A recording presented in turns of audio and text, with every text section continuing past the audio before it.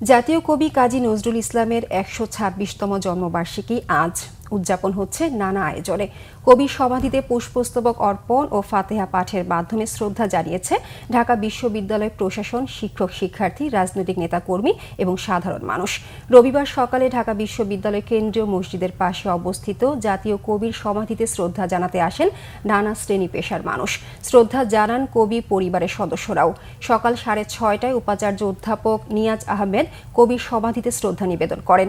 সেখানে পুষ্পস্তবক অর্পণ ও ফাতেহা পাঠ করেন শিক্ষক শিক্ষার্থী এবং প্রশাসনের কর্মকর্তারা। এ সময় ঢাকা বিশ্ববিদ্যালয়ের উপাচার্য বলেন, কাজী নজরুল ছিলেন এক সব্যসাচী প্রতিভা।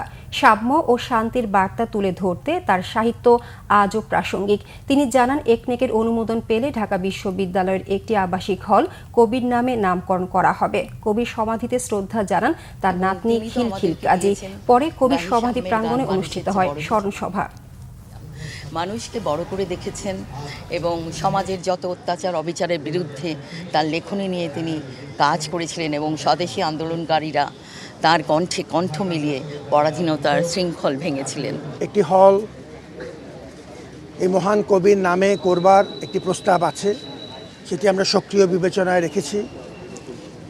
আমরা বেশ কিছু অবকাঠামোমূলক উন্নয়ন কর্মকাণ্ড হাতে নিয়েছি, সেটি চূড়ান্ত পর্যায়ে আছে। একনেক থেকে এটি পাশ হয়ে আসলেই আমরা বেশ কয়েকটি হল, প্রায় 9টি হল তৈরি করার সুযোগ পাব।